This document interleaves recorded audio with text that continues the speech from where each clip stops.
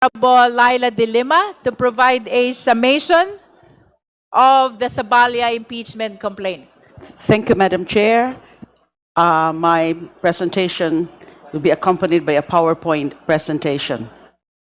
I know that excited na po lahat sa botohan at maski yung publiko, the viewing public, excited na rin, but we feel that it's important to give a summation para lalong mag-guide po ang mga miyembro na itong committee. Ano nga ba ang probable cause? Philippine jurisprudence defines probable cause, quote, from a case, as such facts as are sufficient to engender a well-founded belief that a crime has been committed and the respondent is probably guilty thereof and should be held for trial. Nandun po yung kaso sa PowerPoint. Also, another case, it says, the term does not mean actual and positive cause, nor does it import absolute certainty. It is merely based on opinion and reasonable belief. Thus, a finding of probable cause does not require an inquiry into whether there is sufficient basis or sufficient evidence to procure a conviction. It is enough that it is believed that the act or omission complained of constitutes the offense charge. In still another case, nandyan din po sa PowerPoint, a finding of probable cause merely binds over the suspect to stand trial. It is not a pronouncement of guilt. Sa konteksto po ng impeachment, ang tanong natin, may sapat bang facts at circumstances na suportado ng ebidensya na makakakumbinsi sa atin na maniwala na ang isang impeachable offense tulad ng betrayal of public trust, graft and corruption, culpable violation of the Constitution ay maaaring naganap? Kapani-paniwala ba ito sa makatwiran kung mag-isip? Reasonable mind. Madam Chair, matapos ang 3 clarificatory hearings batay sa mga testimonya, dokumento at ebidensyang iniharap, malinaw ang ating konklusyon. There exists probable cause. I will run through the specific grounds in the Sabalia et al. Complaint. I'll do it quickly, Madam Chair. Pinagsama ko po yung ground ng confidential funds misuse and bribery. Alegasyon ito ng sistematiko at malawakang katiwalian sa kaban ng bayan na kinakasangkutan ng mataas na opisyal ng bansa. Sa proceedings na ito, napagtibay ang naratibo sa Sabalia et al. Complaint. Hindi simpleng technical o accounting error ang ating pinag-uusapan. Hindi isolated incident.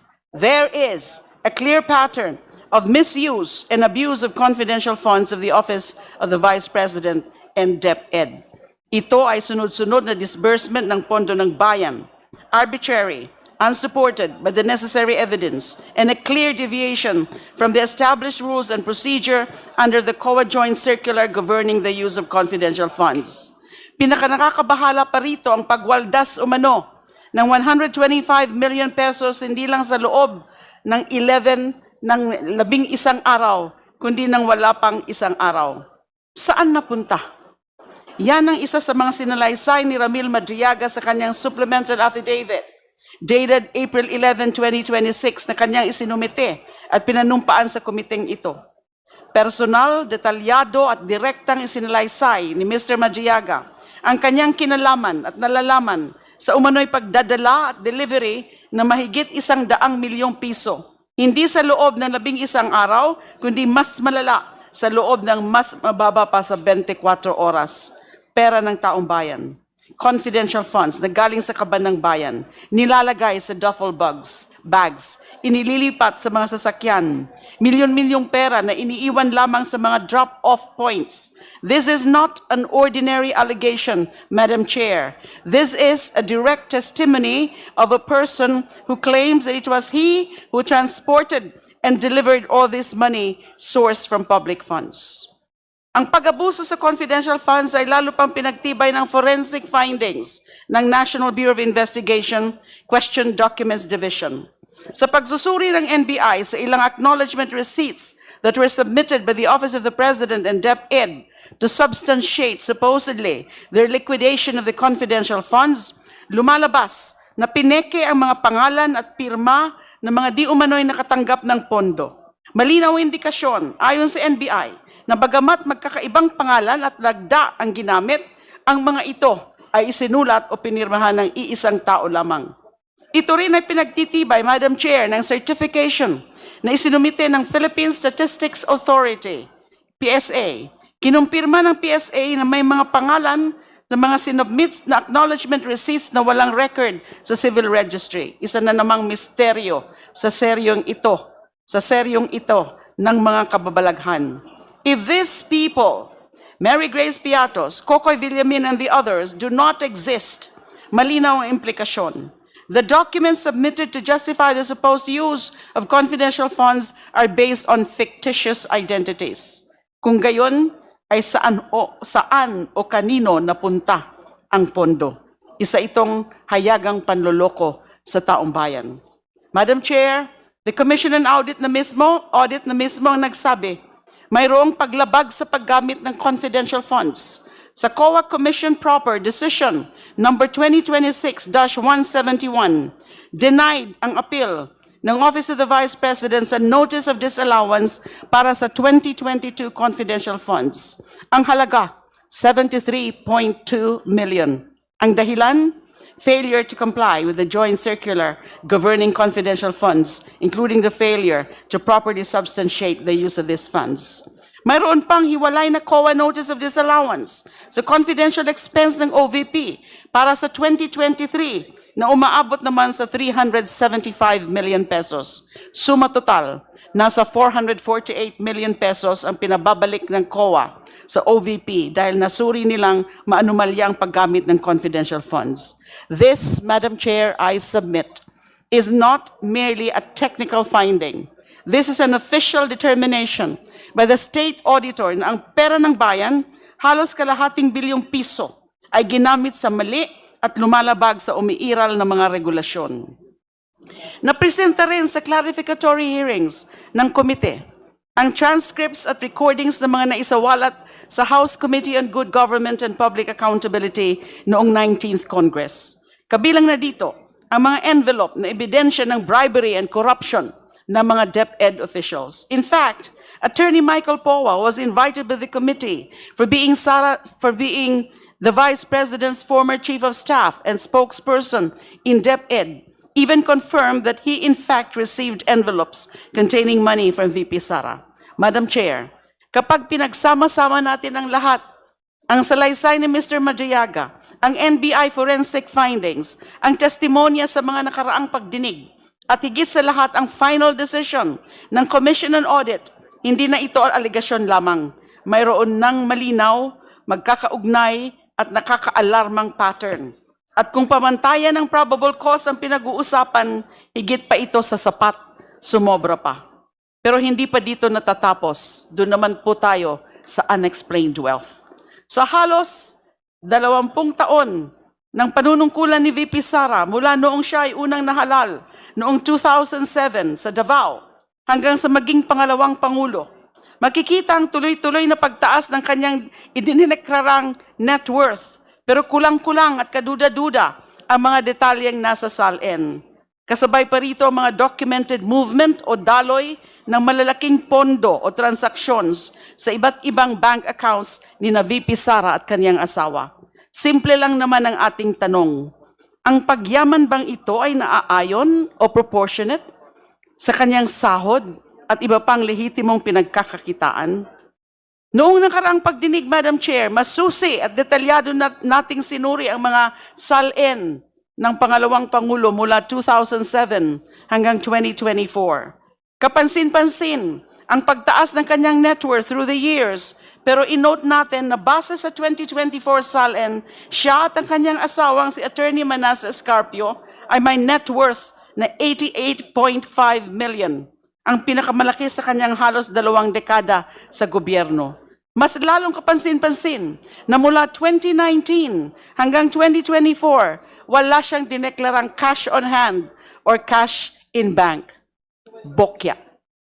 Tapos, ang sasabihin lang ay inilagay ito sa others. Sa pandilin lang na ito para namang pinanganak lang tayo kahapon. Dito pumapasok ang napakabigat na report ng Anti-Money Laundering Council or AMLAC. Napag-alaman natin mula sa AMLAC na ang total aggregate value na mga covered at suspicious transactions na may kaugnayan kay Vice President Sara Duterte at sa kanyang asawa ay umabot sa mahigit 6.7 billion pesos.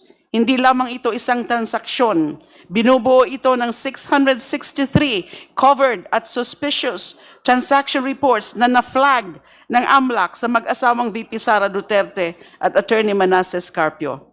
Relevantly, we can take legislative notice of the fact na sa pagsasampa ng kaso ni Manasseh Carpio laban sa ilang mga miyembro ng komiting ito, sa BSP at AMLAC officials at ilang John Does ukol sa paglabag daw sa Bank Secrecy at Data Privacy Act at kasama nga po kaming 4, ay waring inamin na niya ang pag-iral at pagiging lehitimo na mga bilyon-bilyong pisong transaksyon na dumaloy sa bank accounts niya at ni VP Sara. At dito ay kapansin-pansin ng napakalaking discrepancy o hindi pagkakatugma mula sa mahigit 4.4 bilyong pisong pumasok sa kanilang mga account kumpara sa mga halagang idineklara sa mga SALNs. Ang tanong, bakit wala sa SALN? Saan ito napunta o ginamit? Bakit wala itong nibakas man lang sa mga deklarasyong dapat sana'y sumasalalim o sumasalamin sa buong financial truth ng isang public official? Ito po ay hindi lamang discrepancy. This is red flag of the highest order. This is a clear constitutional breach, a veritable black spot in our system of accountability of public officers. Dagdag pa rito, ayon mismo sa financial intelligence analysis ng AMLAC, ang mga hindi pangkaraniwan at bilyon-bilyong transaksyon na ito ay maaaring maiugnay sa 3 predicate crimes ng money laundering, drug trafficking and related offenses, graft and corrupt practices, at malversation of public funds. Napagtitibay rin ng ulat ng AMLAC ang mga resulta ng investigasyon ni dating Senador Antonio Trillanes IV. The former senator's sinumpaang salaysay contained annexes pertaining to summaries of supposed bank transactions in hefty amounts in bank accounts of Sara Duterte, either singly or jointly with her father, husband, and the rest of the Duterte family.